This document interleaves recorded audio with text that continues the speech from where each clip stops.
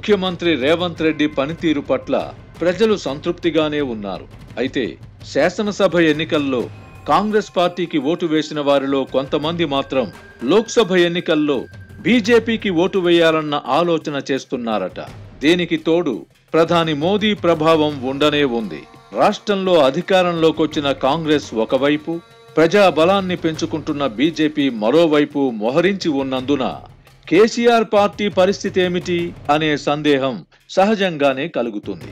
రేవంత్ రెడ్డి ప్రభుత్వంపై ప్రజల్లో వ్యతిరేకత ఏర్పడిందని, ప్రజలంతా తమ పాలనను గుర్తు చేసుకుంటున్నారని భ్రమపడుతున్న కేసీఆర్ ఆత్మవంచన చేసుకుంటున్నారు.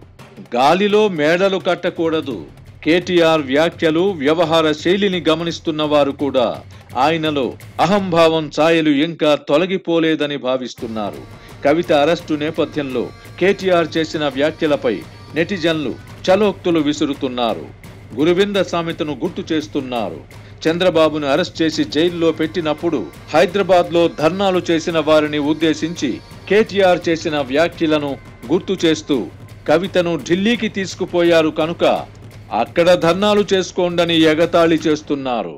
స్వరాష్ట్రం సిద్ధించిన తరువాత తెలంగాణ రాజకీయాలను కలుషితం చేయడంతో పాటు అవినీతిమయం చేసిన ఘనత కేసీఆర్కే దక్కుతుంది. ఆయన పుణ్యమా అని ఇప్పుడు ప్రతిపక్షంలో ఉన్నవాళ్లు అధికారం లేకుండా, డబ్బు లేకుండా ఉండలేని పరిస్థితులు ఏర్పడ్డాయి. చేసుకున్న వారికి చేసుకున్నంత మహదేవా అని అంటారు. అధికారంలో ఉన్నప్పుడు కన్ను మిన్ను కానకుండా వ్యవహరించిన ఫలితాన్ని కేసీఆర్ అనుకో ఇప్పుడు అనుభవిస్తున్నారు. కవితను అరెస్ట్ చేసి ఢిల్లీ తీసుకుపోయిన తెలంగాణ ప్రజలు రోడ్ల మీదకు రాలేదు. పార్టీ పేరు మార్చుకోవడం ద్వారా తెలంగాణతో తనకు ఉన్న అనుబంధాన్ని కూడా కేసీఆర్ తెంచుకున్నారు. అధికారంలో ఉన్నప్పుడు ప్రభుత్వాన్ని విమర్శించిన వారిని తెలంగాణ ద్రోహులుగా చిత్రించి తెలంగాణ వాదాన్ని దుర్వినియోగం చేశారు. ఇప్పుడు సొంత బిడ్డను అరెస్ట్ చేసి తీసుకువెళ్లిన ఈడీ అధికారులను తెలంగాణ ద్రోహులని నిందించగలరా? ఈడీ అధికారులు తమ వెంట ఢిల్లీకి తీసుకుపోతున్నప్పుడు కవిత భావోద్వేగం చెందినప్పటికీ తెలంగాణ సమాజంలో చడీ చప్పుడు ఎందుకు లేకుండా పోయిందో కేసీఆర్ కుటుంబం ఆత్మ పరిశీలన చేసుకోవాలి. తెలంగాణ అంటే కల్వకుంట్ల కుటుంబం కాదని గ్రహించాలి. ఉద్యమ సమయంలో తమ ఆకాంక్షను నెరవేర్చగలిగే నాయకుడిని కేసీఆర్ లో చూశారు. అధికారంలోకి వచ్చాక ఆయనలోని నియంతను, ఫ్యూడల్ను చూశారు. కుటుంబ సభ్యుల దర్పాన్ని, అధికార దుర్వినియోగాన్ని గమనించారు. ఫలితంగా కేసీఆర్ ఇప్పుడు ఒంటరి వారయ్యారు.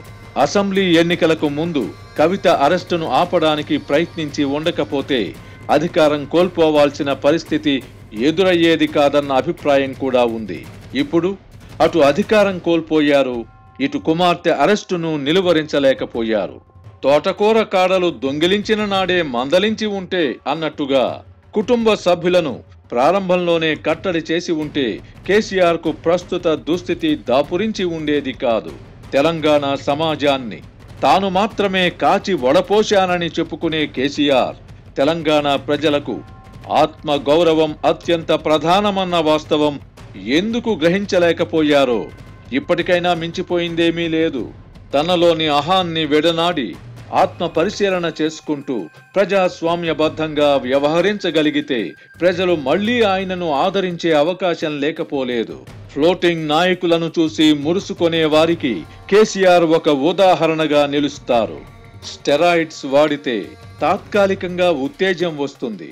ఫ్లోటింగ్ నాయకులు కూడా అదే విధంగా పనికొస్తారు.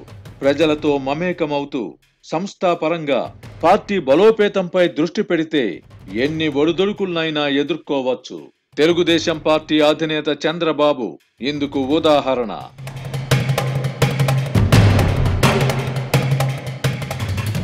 మనిషి బ్రతికితే రాజులా బ్రతకాలి, రారాజులా బ్రతకాలి. అందుకు మార్గం స్వర్గసీమ సుకేతనంలో భూమి కొనుగోలు చేయడమే. వెంచర్ ముగింపు పథకంలో భాగంగా మార్కెట్ ధరతో పోలిస్తే 33% ఆదా. కేసీఆర్ కూడా ఒకప్పుడు చంద్రబాబు అనుచరుడే కనుక ఆయనను చూసి నేర్చుకునే ప్రయత్నం చేస్తే ఈ దుస్థితి నుంచి బయటపడవచ్చు. పడిలేచిన వాడే అసలైన రాజకీయ గండడుగా గుర్తింపు పొందుతాడు. టక్కు టమార గజకర్ణ గోకర్ణ విద్యలతో చేమలు పెట్టిన పుట్టలో పాములా దూరి కబళించినంత మాత్రాన రాజకీయ గండడు కాలేరు. లోక్సభ ఎన్నికల్లో ఎన్ని సీట్లు గెలుస్తారన్న విషయం పక్కన పెడితే ఓట్ల పరంగానైనా ద్వితీయ స్థానంలో నిలబడగలిగితే కేసీఆర్ నిలదొక్కునే అవకాశం ఉంటుంది.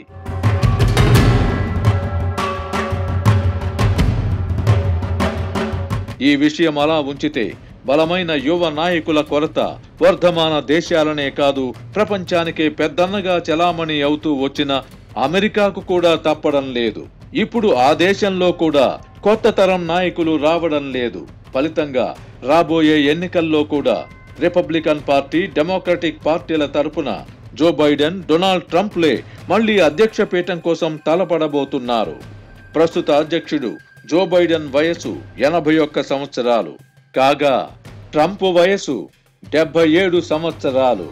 మాజీ అధ్యక్షుడైన ట్రంప్ పై అనేక ఆరోపణలు రావడం, కోర్టుల్లో విచారణ జరగడం, జరిమానా విధించడం జరిగింది. అరెస్టు కూడా అయ్యారు.